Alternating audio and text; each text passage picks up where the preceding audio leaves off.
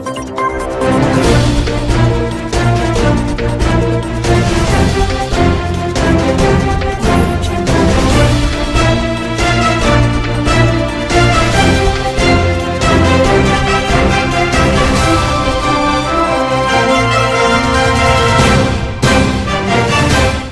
filɛbaga bɛɛ fo ni wagati in na ka dɔniya ka fɔ aw ɲɛtaa kunnafoni bulon kɔnɔna na bamanankan na min bɛnna bi juma ma zulukada kalo tile 4 hijira 1443 donna aw ka bi kunnafoni bakurubaw filɛ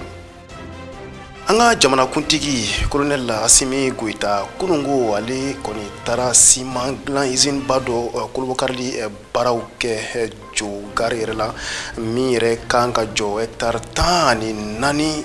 kan wa yɛrɛ la ka fɔ ni siman usine kɔni jɔra n'a banna kɔni bɛ kɛ sababu ye min ye tonne ba 800 san o san o de bɔ.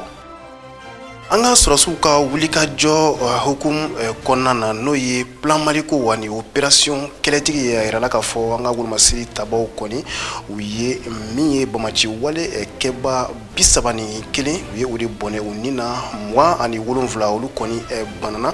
wa min fana ye u ka maramafɛn dɔw ye ani u bololafɛn dɔw ye tɛgɛ dara olu kan an bɛna don a kun n'a ɲɛɲɛ na kunnafoni tɔw kɔnɔna na.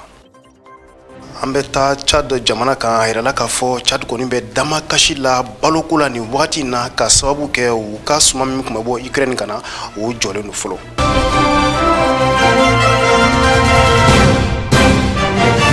I n'a fɔ an y'a fɔ ye bakurubaw la cogo min na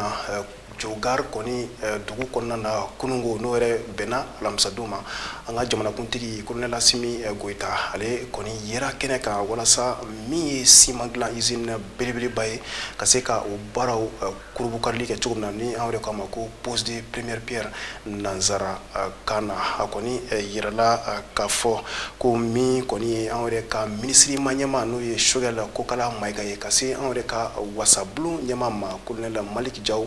olu bɛɛ kɔni tun bɛ nin kɛnɛ kofɔlen kan kɛnɛ yɛrɛ denfaya tun bɛ an yɛrɛ ka jamanakuntigi bolo n'o ye kolonɛl Asimi Goita teliyeta tɔgɔ la Ali Kulubali ani Munir Jire u seginna ni min ye a bɛ somɔgɔ sama bɔ. Diɲɛ yɛrɛ bi yɔrɔ min na bi i n'a fɔ Mali yɛrɛ i b'a jateminɛ k'a fɔ siman minnu bɛ yen ni olu tun bɛ kɛ fɛn min ye ka se ka so kɔni jɔ olu kɔni sɔrɔlikɛla karakata kɔni ye faso Mali kɔnɔ bi o de hokumu kɔnɔ denmisɛnnin fila bɔɲɔgɔnko olu kɔni ye tɛgɛ di ɲɔgɔn ma yaasa fɛn min ye ka se ka siman dilan usine ba ka se ka o kɔni jɔ faso Mali kɔni kɔnɔna na de hokumu kɔnɔna na sa fɛn min ye o siman izilin ka se ka o kɔni jɔ fɛn min ye o biriki fɔlɔ k'o da o y'o ɲɛmaaya ka se k'o ta ka di fɛn min ye jamana ɲɛmaa kɔni ma a jirala k'a fɔ juin kalo sa tile 2 o baaraw olu kɔni bɛ waliyala fɛn min ye Jogar o dugu kɔni kɔnɔna na de hokumu kɔnɔ denmisɛnnin ninnu kɔni y'a jira k'a fɔ nin kɛkun tɛ dɔwɛrɛ ye yaasa fɛn min ye simanko gɛlɛya min bɛ Mali kɔnɔ ka se ka o kɔni ban fo ka taa se baarako gɛlɛya min bɛ Mali kɔnɔ ka o bɛɛ lajɛlen kɔni duga cogoya min na nka o kɔni ye ɲɛfɔli kɛ ka jira k'a fɔ usine yɛrɛ ni a jɔ la a bɛ jɔ kasabi min na a bɛ se ka fɛn min ye siman tɔni joli bɔɲɔgɔnko a bɛ se k'o bɔ san kɔnɔ ani hakilila minnu y'o bila la a ye ɲɛfɔli kɛ o bɛɛ la. A ye mɔgɔw wele ka na accompagner premier pose pierre la usine dayɛlɛ a ye mɔgɔw wele ka na o de la u ka fara an ka ɲɔgɔn dɛmɛ donc min bɛ se ka dɛmɛ don o ka dɛmɛ dugawu ye donc pour que an ka se ka usine dayɛlɛ Mali tɔgɔ la Mali cimenterie usine parce que usine 3 de bɛ Mali la minnu bɛ ciment dilan mais a 3 si tɛ Mali ta ye donc an bɛ fɛ ka Mali yɛrɛ tɔgɔ la usine dayɛlɛ ni tɔw bɛ ka se ka n'a kɛ fo Mali la pour que Maliyɛnw yɛrɛ tɛ se k'a kɛ donc o de ye initiative an y'o de ta ka na donc n'a ye ni jamana ɲɛmɔgɔ yɛrɛ ni gouvernement ɲɛmɔgɔ ale ni population bɔra k'a accompagner. Usine bɛ se ka mɔgɔ 150 a b'o ta d'abord o ye depuis exploitation daminɛ sinon o ye direct ye a bɛ tila ka mɔgɔ 500 ɲɔgɔn ta indirectement donc usine fana ni Ala sɔnna ma an hakili b'a la ka se fo mɔgɔ 1000 hakɛya ma minnu bɛ baara sɔrɔ usine sababu la usine fana a une capacité de production de 800 000 tonnes tonne 800 a bɛ se k'o de dilan san kɔnɔ a jɔli kasabi bɛ taa CFA wari miliyari 50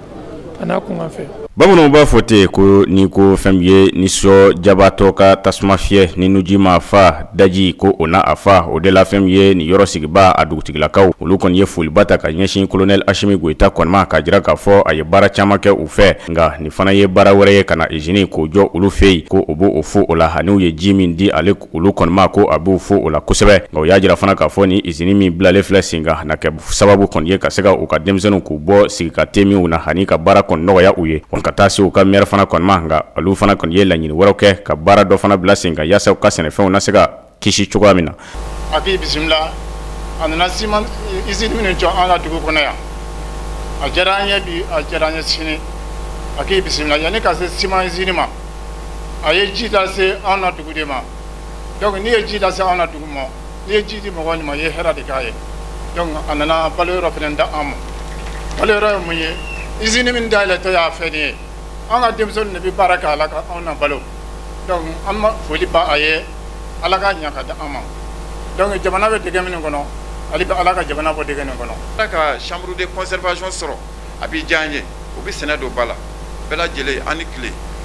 mɔgɔ nana ala ka segin ni bɛɛ ɲuman. Tiɲɛ don fɛn min ye usine ni a jɔ la a bɛ kɛ fɛn min ye wasa ye fasodenw bɛɛ lajɛlen kɔni ma nka sani fɛn min ye cakɛyɔrɔ in a ka bila sen kan i b'a sɔrɔ gafe dɔw bugunasɛbɛn dɔw n'u u bɛ cakɛyɔrɔ yɛrɛ kɔni kofɔ olu sɔrɔli olu bɛ kɛ gɛlɛya ye faso kɔnɔ kuma dɔw kɔni na o de hokumu kɔnɔna na sa fɛn min ye minisiri min ka baara kɔni ɲɛsin bɛ Mali usine ko ɲɛnabɔli kɔni ma ale kɔni y'a jira k'a fɔ ko bɛɛ lajɛlen kɔni kɛla olu kɔni fɛ yaasa ka se ka gafe ko k'o nɔgɔya lɛnpo ko k'o nɔgɔya fo ka taa se papiye fɛn fɛn bɛ yen ni kasabi bi don a la u y'o bɛɛ lajɛlen kɔni nɔgɔya denmisɛnninw ye ka sababuya kɛ fɛn ye ko cakɛyɔrɔ min bɛna bila sen kan fasoden dama ka baara de nafolo faralen ɲɔgɔn kan ko o de bɛna kɛ k'a jɔ nka ka fɔ cogo la fana ko fɛn ye usine ba in ko a bɛ jɔ ka ban pewu fɛn ye san 3 bɔ ɲɔgɔn ko kɔni de kɔnɔna na. La cérémonie qui nous réunit aujourd'hui est consacrée par la grâce de Dieu Tout-Puissant à la pose la première pierre de la société SES Industrie. Ɲɛnɛgɛ min kɛra sababu ye ka an fara ɲɔgɔn kan bi o de ye Simagla usine kura ye min biriki da la n'a bɛ wele ko Atlas. Mali cakɛbonda dɔ don min bilala sen kan san 2021 a nafolo min kɛra sababu ye ka kolobo karili baaraw kɛ a nafolo daminɛna sefa wari miliyɔn 1 de la novembre kalo san 2021 nafolo kasabi a sera miliyɔn 100 ma. Laɲini ye min ye ka se ka Simagla usine min bɛ diɲɛ yɛrɛ sariyaw bɛɛ lajɛlen labato ka se ka o bila sen kan ni Simagla usine maa de bɛ a jɛkulu kɔnɔna na minnu kɛra sababu ye ka hakilina ta a bɛɛ lajɛlen ye maliden ye. Simagla usine bɛna dilan kɛnɛ min kan a hakɛ bɛ taa jɔ fo hectare 14 ɲɔgɔn bɔɲɔgɔnko la san kɔnɔ a bɛna siman min bɔ o bɛ taa jɔ tɔni 800 ɲɔgɔn bɔɲɔgɔnko la san nataw la fana dɔ bɛna fara siman bɔtaw kan baara daminɛw la maa 61 a bɛna kɛ sababu ye ka baara di olu de ma san 10 nata fana kɔnɔna la maa 1000 o bɛna baara sɔrɔ a kɔnɔna la an bɛ maa minnu ta ka don baara in na a fanba o bɛ kɛ maa minnu yɛrɛ ka surun Simagla usine na minnu sigiyɔrɔ bɛnnen bɛ Jogari ma nafolo kasabi min bɛna don Simagla usine baaraw la a bɛ taa jɔ sefa wari miliyari 50 miliyɔn 100 ani 100 n'a kunkanfɛn na a jɔli baaraw bɛna kɛ san 3 kɔnɔna la. Société Atlas min kɛra sababu ye ka se ka ni Simagla usine baaraw olu kolobo karili kɛ an ye dɛmɛ sɔrɔ ka bɔ jamana ɲɛmɔgɔw yɔrɔ dɛmɛ minnu kɛra sababu ye ka se ka baaraw nɔgɔya an bolo i n'a fɔ sɛbɛnfuraw sɔrɔli taxi nɔgɔya ale ni impôt koɲaw an ka laɲini tɛ dɔwɛrɛ ye ɲɛta o ka se ka sabati Mali dugukolo sanfɛ. Et douanier dans le cadre de la réalisation de son projet dans l'exploitation de la cimenterie. Bara nu bɛɛ lajɛlen kuncɛ la ni min de o de ye jamana ɲɛma cɛmancɛ fanga maa ɲɛma colonel Asimi Goita ale kɔni ye wulikajɔ kɛ ka se ka taa fɛn min ye jufa fɔlɔ ko o da cogoya min de la yaasa usine a baaraw kɔnɔna daminɛ o de kɔfɛ sa a ye foliba ta ka ɲɛsin ni denmisɛnninlaka ninnu ma ni sifinnakaw fɛnɛkaw ka jira k'a fɔ ko o ye baara min kɛ o ye faso kanu de kɛ wele min kɔni kɛla Asimi Goita kɔni fɛ ko a wele ko o kɔni ye a jaabi wa a ye fɛn min ye faso Maliba a banaw nafolotigiw a y'o bɛɛ lajɛlen kɔni wele bɛɛ lajɛlen ka ni denmisɛnnin ninnu kɔni ladege yaasa don nataw la a na fɔ ko faso Maliba a yiriwala wa a ka yɛrɛma hɔrɔnya o fana ta la. Min ye an ka sɔrɔsiw ani kɛlɛcɛkɔrɔw ka minisiri ye n'o ye colonel Sadio Kamara ye a kɔni yirala k'a fɔ min bɛnna juin kalo tile 2 ma n'o yɛrɛ kɛra kunun alamisa min ye a yɛrɛ ka jabala la n'o ye ministre de la défense des anciens combattants ye Égypte k'aw ka ambassadeur kura a ye nin makofɔlen kɔni bisimila ye min ye kumaɲɔgɔnyaw kɔni ye o caman tɛmɛna o ni ɲɔgɔn cɛ maa minnu kɔni kun bɛ kɛnɛ kan an yɛrɛ ka fan fɛ sa o de kɔni ye général de division Sidiki Samake fo ka se inspecteur général des armées et services le général de brigade Brahima Diabaté ani chef de cabinet des ministres de la défense et des anciens combattants n'o ye colonel-major Farabana Sangare ye kɔni yirala k'a fɔ min ye ni ambassadeur kura ye n'o ye Egypte ambassadeur kura ye sa n'ale yɛrɛ ye Tar Abdelhamid Noureddin ye sa o kɔni ye kuma caman fɔ ɲɔgɔn ye jigisigi kuma caman Mali yɛrɛ ni Egypte bolo ɲɔgɔnmaw bɛ se ka caya cogo min na walasa ni jamana fila bɛ se ka taɲɛ sabati ɲɔgɔn fɛ cogoya min na min kɔni ye Egypte ambassadeur kura ye sa a kɔni ka fɔ o la a y'a yira k'a fɔ ko Mali ni Egypte kɔni bolo bɛ ɲɔgɔn bolo kabini lawale kabini Mali yɛrɛ ka sigi senkan yɛrɛ wagati ko o kɔni hukumu kɔnɔna na min ye ko caman ye taalen ɲɛfɛ o kɔni bɛna o baaraw kɛ ɲɔgɔn fɛ min kɔni an yɛrɛ ka minisiri min ka baara ɲɛsinnen don sɔrɔsiw ani kɛlɛcɛkɔrɔw yɛrɛ ka kɔɲɛma n'o ye colonel Sadio Kamara ye a kɔni ye Mali lahaliya dɔw kɔni ɲɛfɔ kosɛbɛ ni ma kofɔlen ye wa a laban kɔni na min ye Egypte ambassadeur kura in kɔni ye a kɔni ye jigisigi kuma kɔni caman fɔ an ka minisiri kofɔlen ye CEDEAO ka lasigi kura o kan ka kɛ Ghana faba la a kɛra sini ni Ala sɔnna ma min kɔni y'anw de ka jamana lahaliya ye sa o de kɔni bɛna tafɔ ni kɛnɛ kofɔlen kan n'aw hakili b'a la Macky Sall ni ale yɛrɛ ye Union africaine ma ɲɛmaaba ye nin wagati in na don min kɔni bɛnna ni juma ye mai kalo tile 27 kɔni tɛmɛnen a ka bɔli dɔ la Afrique media kan a kɔni ye a dama sɔn k'a fɔ ko min kɔni CEDEAO ka ni lajɛ in ye sa ko min ye Mali yɛrɛ lahaliyaw ye ko e ko kuma kilancɛ bɛɛ tɛna boli o kan wa Aissata Touré ale ye ɲinini minnu k'a ko la an ka jɛ ka ɲɛmada o fɛ maa minnu bɛna ye nin lajɛ kofɔlen kɔnɔna la ni olu sera ka bɛnkan kɔni kɛ a bɛna kɛ sababu ye ɲangini wale min kɔni tara ka ɲɛsin an ka jamana ma ka se ka o kɔni lawuli o de kadira kɔnɔna la ni lajɛba in kɔni a makɔnilen don Afrique du Sud fanw bɛɛ lajɛlen na minnu ni olu yɛrɛ kɔni fan dɔw fɛ jamana caman bɛ yen nɔ ni ɲangili kɔni talen don ka ɲɛsin o ma yaasa o ɲangili ninnu bɛ se ka wuli cogoya min na kumakan dɔw kɔnɔna la min kɛra Afrique media la juma mai kalo tile 27 tɛmɛnen ninnu na Senegal jamana ɲɛma ale ye a yira k'a fɔ ko ale yɛrɛ kɔni b'a dɔn ko jamana kɔnɔdenw kɔni bɛ gɛlɛya mun na ka sababu kɛ ni ɲangili wale ninnu ye Senegal jamana ɲɛma Macky Sall ni ale yɛrɛ kɔni bɛ Union africaine ma ɲɛmaya la ni wagati ninnu na a y'a yira k'a fɔ ko bɛnkan bɛ se ka kɛ kow la ni maa bɛɛ lajɛlen yɛrɛ kɔni jɛra k'i bolo di ɲɔgɔn ma wa fɛn min ye Mali gouvernement maaw ye n'u kɔni u seko n'u damayira kɛ ale fo ka taa se CEDEAO jɛkulu ma ni olu yɛrɛ kɔni y'a ye k'a fɔ ko gɛlɛya min yɛrɛ kɔni bɛ ni jamana kofɔlen in kan o bɛ se ka kɛ sababu ye bɛnkan bɛ se ka sɔrɔ yaasa ɲangili ninnu bɛ se ka wuli cogo min na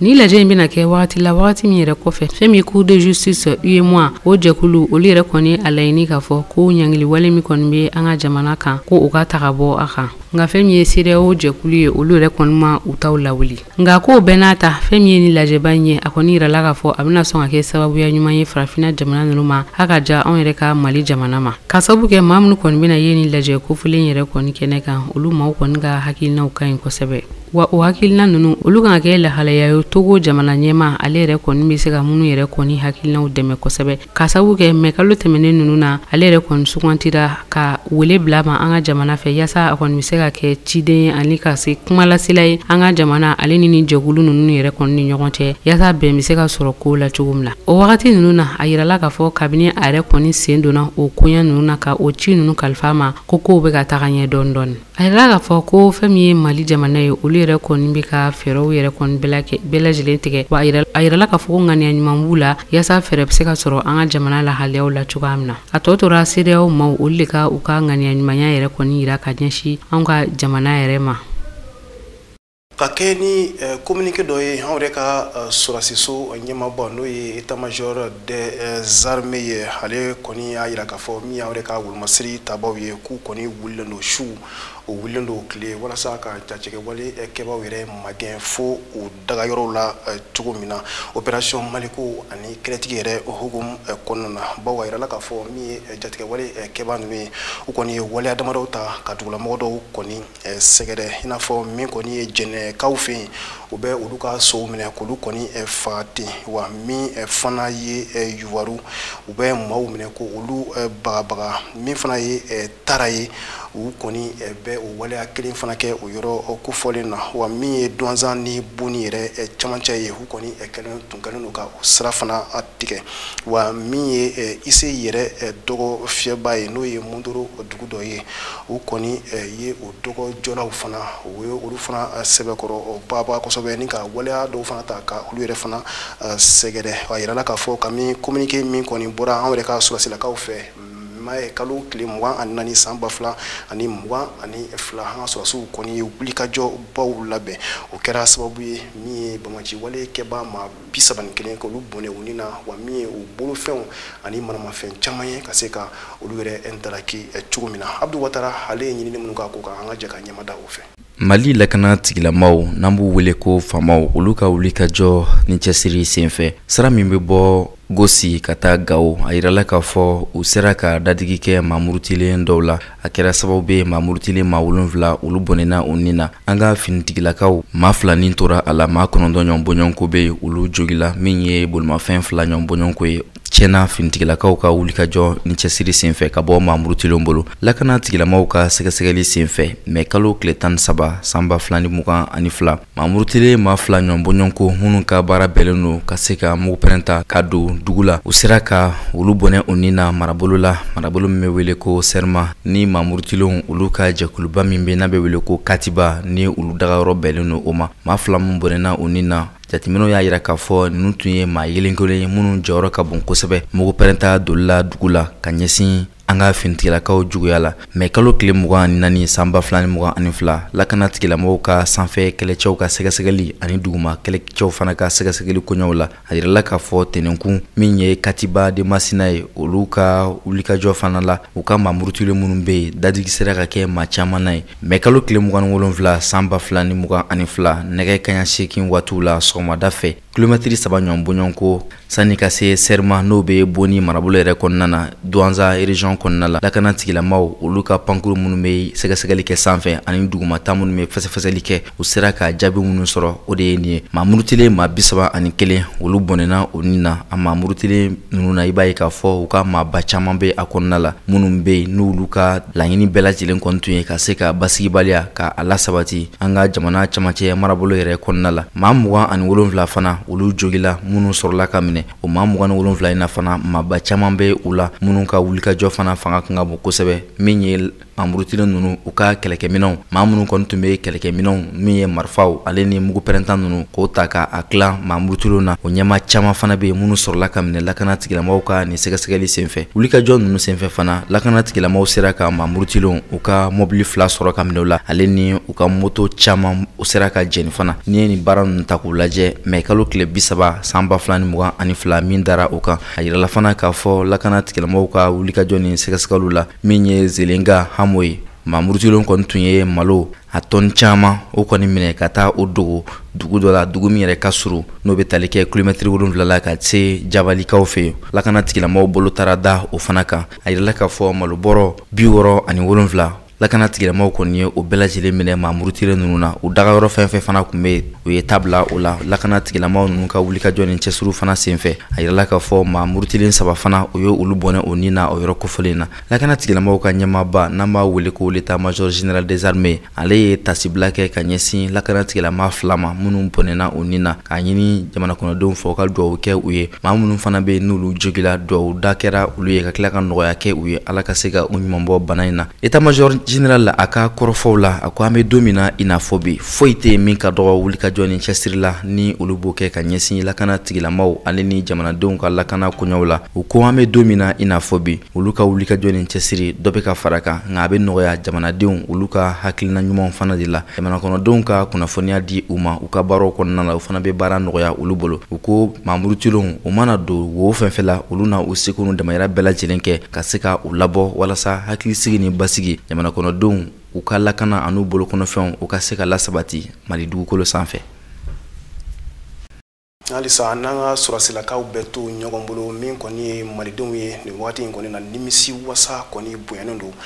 bɛɛ kelen-kelenna fan fɛ bawo an yɛrɛ ka sɔrɔsilakaw kɔni kɛlen don ka wuli ka jɔ gan walasa min ye lakana ye ka se k'u sabati an yɛrɛ ka jamana fantan ani naani bɛɛ lajɛlen na wa min fana ye minɛnkuraw ye o kɔni nata bɛ ka caya kosɛbɛ o kɔni kɛra sababu ye min kɔni ye musa ye k'o don maliden kelen-kelenna bɛɛ lajɛlen ni kun na walasa min kɔni ye lakana ye o bɛ se ka kɛ sabatifɛn ye an yɛrɛ ka jamana fantan ani naani bɛɛ lajɛlen na min ye an ni rusilakaw fana ka bolodi ɲɔgɔnma ye o kɔni kɛlen don tare ba ye o kɔni hukumu kɔnɔna na Abdu Watara wulila ka yala ka malidenw ɲininka u hakilina na nin koɲɛ kan an ka jɛ ka ɲɛmada a fɛ. Wulikajɔ min kɛra jamana kɔnɔdenw fɛ u ti kalo la san 2020 a tile 18 finitigilakaw nali min kɛra fanga na a kɛra sababu ye ka taa o waati fo an bɛ don min na i n'a fɔ bi an ka kɛlɛkɛcɛw bɛ ka sebaya sɔrɔ jamanaden caman ye nimisi wasa fɔ ka sanga ni o hakilina ninnu ye u tilala k'a ɲini finitigilakaw fɛ u ka dɔ fara u ka jija ni cɛsiri kan jugu kɛlɛli la. Bon o kɔni o y'anw ka laɲini yɛrɛ bi kosɛbɛ parce que n'i ye Mali kunugolama jateminɛ k'a bɛlɛma jateminɛ différence belebele de b'o ni ɲɔgɔn cɛ. Kunungo n'a y'an sigi k'a miiri an ka kaw ne tun bɛ taa ci jihadisiw fɛ bɔ bi o dabila la vraiment kɔni o y'an sago ye. Bɛnnen don a ma kojugu hali bi Ala ka o kɛ ɲɛtaga ye tiɲɛ yɛrɛ la Ala k'o kɛ ɲɛtaga ye wa n bɛ min fɔ sɔrɔsiw ye san kelen o san fila an mago t'o la u ka taa fɛ dɔrɔn hali n'u ye san 20 kɛ an b'u kɔ. Vraiment sɔrɔsiw bɛ ka baara min kɛ u bɛ ka baara ɲuman de kɛ parce que minɛnko in yɛrɛ ye ko la gɛlɛmaba yɔrɔ de u ka na ni minɛn dɔrɔn an ka se ka bɔ juguw bolo mais ne yɛrɛ ka base yɛrɛ ye mun ye u k'u jija u ka an ka wari falen kɛ joona quoi an ka wari falen kɛ joona n'o kɛra o yɛrɛ b'an lafiya ka tɛmɛ fɛn bɛɛ kan n'o tɛ tiɲɛ na an sɛgɛnna dɛ vraiment n bɛ dugawu k'u ye hali bi Ala ka kow taa ɲɛ. Alhamdulillah sɛbɛya kɔnɔ a diyara an ye yɛrɛ de an b'a ɲini Ala fɛ a ka kɛ continuel yɛrɛ ye o kɔni ka diyara an ye. Parce que n'i y'a jateminɛ an ka kɔfila ye mobili dɔw yɛrɛ tun tɛ se ka bɔ yɛrɛ mais bi alhamdulillah mɔgɔw bɛ ka taa so mɔgɔw yɛrɛ bɛ ka fɔ ko sisan ko dɔw bɛ k'u tɔgɔmaw sɛnɛ u ka village kɔnɔ o tɛ hɛrɛ ye wa o b'a yira ko basigi de bɛ ka na dɔɔni dɔɔni komi an kɔrɔ bɔra ka kuma dɔ fɔ n'o ye olu ka banaba fanfɛla ye ka taa se Nara fanfɛla in ma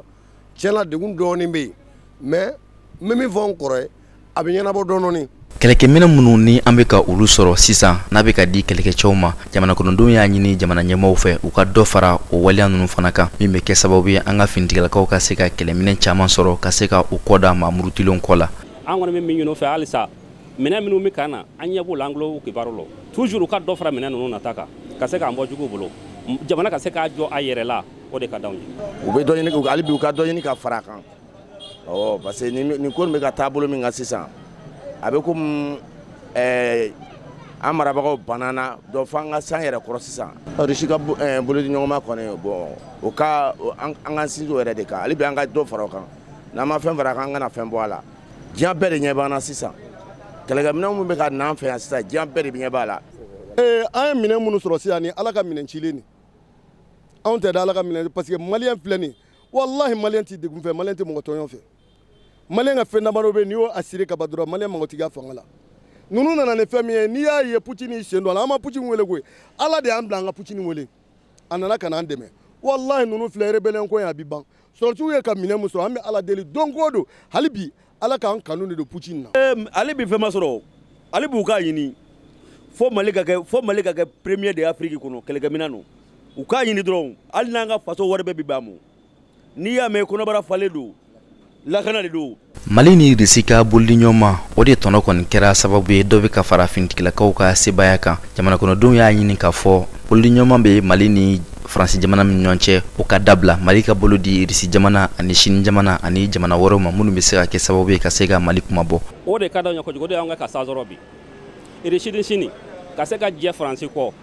ka jɛ Europe yɛrɛ kɔ pewu parce que i ni mɔgɔ min ye san 60 kɛ jɛ la i ma nafa foyi sɔrɔ jɛ la ne bolo o jɛ kan ka bila i kan ka teriya ɲini i ni mɔgɔ wɛrɛ cɛ donc n'an ka mɔgɔw sera ka teriya ɲini an ni mɔgɔ wɛrɛ cɛ peut-être o bɛna k'an ka bɔda ye. hali bi an k'an sinsin Irisi ta nin yɛrɛ de kan n'o tɛ Faransi kɔni olu y'an tɔɔrɔ an sɛgɛnlaw la yɛrɛ de an mako foyi yɛrɛ de t'u la bi mais n bɛ min kelen wɛrɛ min fɔ ka fara kan maliyɛnw k'u hakili t'u yɛrɛ la kuma lankolon fɔ nin an k'o dabila n'i ko k'i bɛ i yɛrɛ ta o kɔrɔ k'i ka baara kɛ de donc an bɛ yɔrɔ min na sisan an bɛ dulokiw de bɔ ka da de ka baara kɛ fo ka diɲɛ ɲɛ bɔ an fɛ ɲɛmɔgɔ fana k'u hakili to an ka wariko de la ni ye gɛlɛya fɛn o fɛn y'an kan bi o ye wariko de ye tant que ni wari kɔni ma sɔrɔ tɔ bɛ ko la. o tɛ bila koyi o ye kɔrɔlen koyi o depuis Modibo Keyita tile o bɛ yen mais a fɔra ko fasoden jugu de bɛ na n'u ye an yɛrɛ tile kelen ma deli ka kɛ Faransi fɛ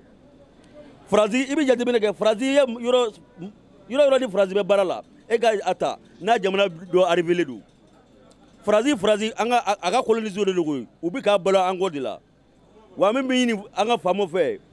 an mɔgɔ tɛ Faransi la bi an mɔgɔ tɛ la sini u ka wuli k'u jɔ yɛrɛ la i y'a faamu n'i y'a mɛn ko i b'i kɛ cɛ ye o b'a sɔrɔ i bɛ baara de la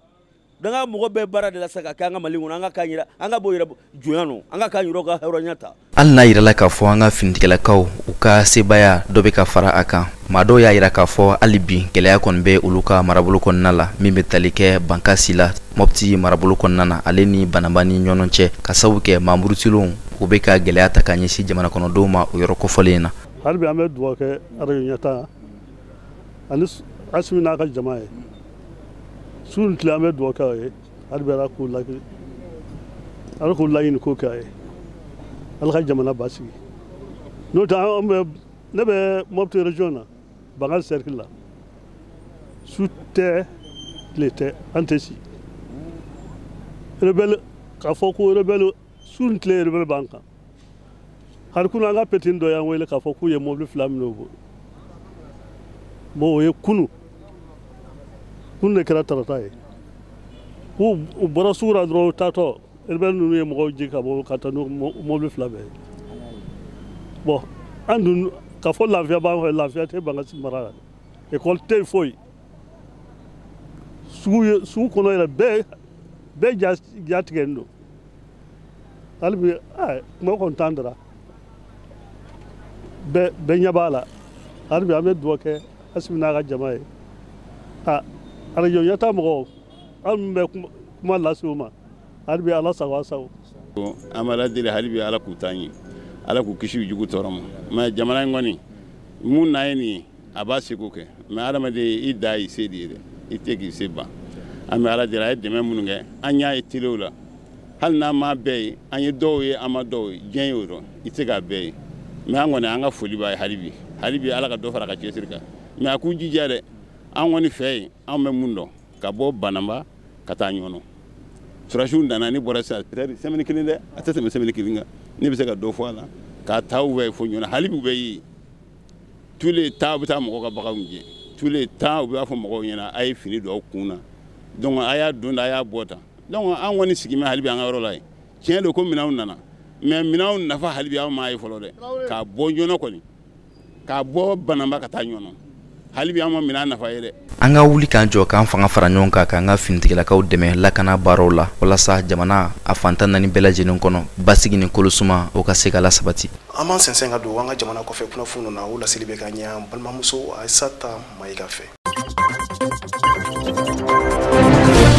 Laginɛ Conakry jamana kɔnɔna la a yirala k'a fɔ ko arabadonya la fɛn min ye kamalen dɔ ye ni ale si bɛ tali kɛ san 19 bɔɲɔgɔnko la ale yɛrɛ kɔni bɔnɛna a nin na tuma min na maa dɔw yɛrɛ kɔni bɔra k'u ka dusumakasa yira ka sababu kɛ essence sɔngɔ yɛrɛ kɔni yɛlɛli ye olu ni finitigilakaw yɛrɛ kɔni kun karilen don ɲɔgɔn na wagati min na Cherno Mamadou Diallo a yirala k'a fɔ ko kisɛ de kɔni ale yɛrɛ kɔni sɔrɔ a kunkolo la i n'a fɔ a balimamuso Alimatu Diallo ale yɛrɛ a ɲɛfɔ cogoya min na fɛn min ye kiiri tigilamaw ye olu yɛrɛ kɔni y'a yira k'a fɔ ko sɛgɛsɛgɛli na bila sen kan walasa ka se k'a dɔn ni kamalenin yɛrɛ bɔnɛna a ni na cogoya min na kabini colonel Mamadi Dumboya ale yɛrɛ kɔni sigira Laginɛ Conakry jamana ɲɛmaaya la septembre kalo tile 5 san 2021 a yirala k'a fɔ ko ni kɔni y'a siɲɛ fɔlɔ ye maa yɛrɛ kɔni ka bɔnɛ i ni na ni cogoya in na fɛn min ye banbaatɔ in balimamuso dɔ ye Tayiru Diallo ale kɔni y'a yira k'a fɔ ko Cherno Mamadou Diallo k'a yɛrɛ sen kɔni kun tɛ ni dusumakasa ko in na a kɔni kun bɔra ka taa ci la de a segitɔ fɛn min ye kisɛ o yɛrɛ kɔni nana ale sɔrɔ ni ka a bɔnɛ a nin na fɛn min ye u ka kiiri ɲɛmaaba ye procureur Alphonse Charles Wright ale kɔni y'a yira k'a fɔ ko sɛgɛsɛgɛli na bila sen kan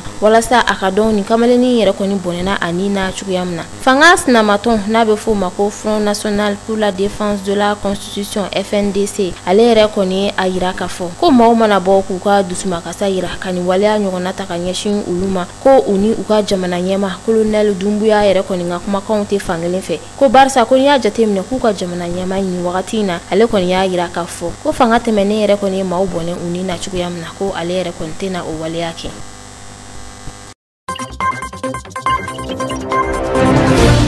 Chad jamana fɛn min ye Nations Unies maaw ye olu kɔni y'a yira k'a fɔ ko ale de ye jamana sabanan yɛrɛ ye diɲɛ kɔnɔ gɛlɛya yɛrɛ kɔni bɛ jamana min kɔnɔna la ka fara o kan fɛn min ye Russie ni Ukraine ka kɛlɛ ye a kɔni yirala k'a fɔ k'o bɛna kɛ sababu ye ka na ni baloko gɛlɛya kɔni ye ni jamana kofɔlen yɛrɛ kɔni kɔnɔna la o ni maaw olu y'a yira k'a fɔ ko n'i y'a jateminɛ Chad jamana kɔnɔ maa 5,5 bɔɲɔngo olu yɛrɛ de kɔni k'u mago bɛ balo la teliya la san 2021 kɔnɔna la Russie ni Ukraine ka kɛlɛ min yɛrɛ kɔni filɛ sen na ni Russie yɛrɛ kɔni kelen do ka alikama ninnu yɛrɛ kɔni labɔli gɛlɛya o de kɔni bɛna kɛ sababu ye ka dɔ fara tuguni Chad ka dumuniko gɛlɛya yɛrɛ kɔni kan fɛn min ye Chad jamana ɲɛma ye Mahama Idris Déby Itno ale yɛrɛ kɔni ye décret dɔ bila sen kan décret min kɔnɔna la a bɛ welewele dakan kɛ ka ɲɛsin u ka jamana kɔnɔdenw ma fo ka taa se maaw ma diɲɛ seleke 4 kɔnɔna la mun bɛ se ka na dɛmɛ don ale ka jamana kɔnɔdenw ma ka sababu kɛ kɔngɔko gɛlɛya min yɛrɛ kɔni bɛ nali Russie ni Ukraine jamana a yirala k'a fɔ ko 100 sara la 30 bɔɲɔngo o alikama hakɛ de kɔni bɛ bɔ ni jamana kofɔlen ninnu yɛrɛ kɔni kɔnɔna la wa nin kɛlɛ in kɔni nana kɛ sababu ye fɛn min ye alikama yɛrɛ ka ale kɔni da gɛlɛya diɲɛ seleke 4 yɛrɛ kɔni kɔnɔna la Nations Unies maaw olu y'a yira k'a fɔ k'u kɔni jɔrɔlen don nin kɛlɛ in yɛrɛ kana kɛ sababu ye ka na ni kɔngɔ ye farafina kɔnɔna la barisa n'i y'a jateminɛ farafina alikama a caman kɔni bɛ bɔ Ukraine ni Russie de kɔnɔna la.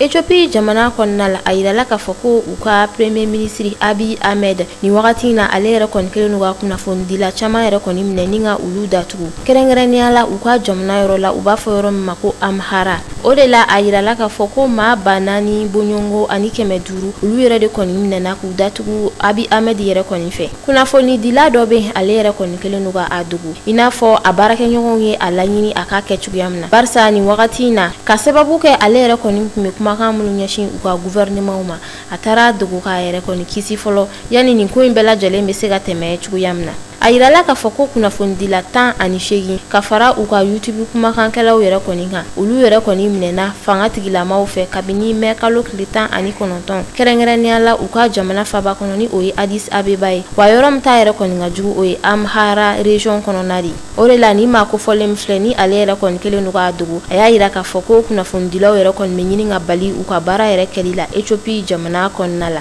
a y'a yira k'a fɔ ko kunnafonidila dɔw yɛrɛ kɔni bɛ yen olu yɛrɛ minɛnen do maa si t'a dɔn olu bɛ yɔrɔ kelen min na u ka jamana tigilamaw yɛrɛ kɔni fɛ o dɔ la politikimaw bɛ a la u ka kulu dɔ bɛ yen n'u b'a fɔ o ma ko fano maw olu yɛrɛ kɔni bɛ a la fo ka taa se journaliste minnu fana bɛ yen n'u bɛ nin kulu kofɔlen yɛrɛ kɔni jukɔrɔma don olu yɛrɛ bɛɛ lajɛlen kɔni minɛnen do nin wagati in na.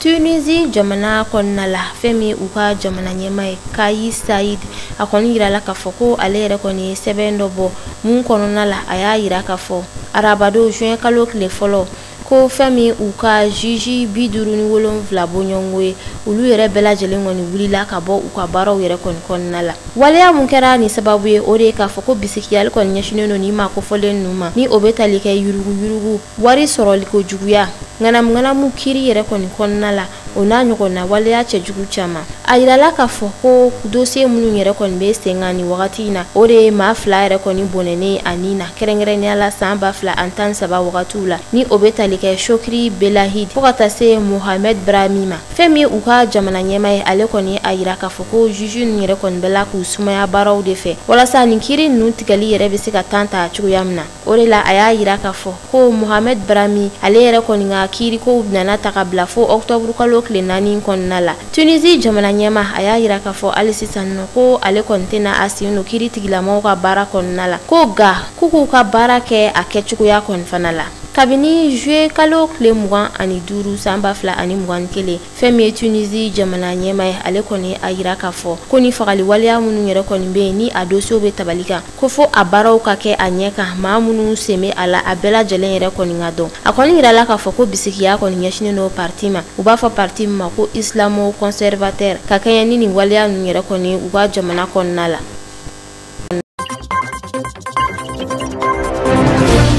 bɛ dan sigi aw ka bi kunnafoni walawalali kɛnɛ kan bamanankan na ɲɛmɔgɔso ye min fara ɲɔgɔn kan an ka se ka laseli k'aw ye an bɛ an ka filɛbaga manuw fo Gana kɛrɛnkɛrɛnnenya la Akara nin waati in na aw k'an bɛ sini ni Ala sɔnna.